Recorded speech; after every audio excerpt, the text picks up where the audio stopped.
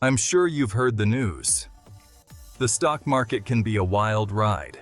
But what if I told you there's a way to protect your investments? Hedging in the stock market is like having an insurance policy for your investments.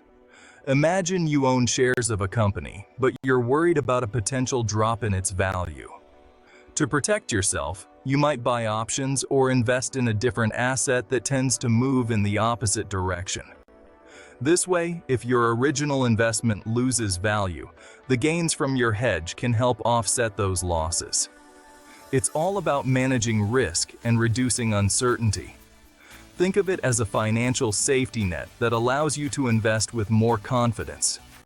By strategically hedging, you can navigate the ups and downs of the market while safeguarding your hard-earned money. So, are you ready to add some investment protection to your portfolio? Dive into hedging today and take control of your financial future.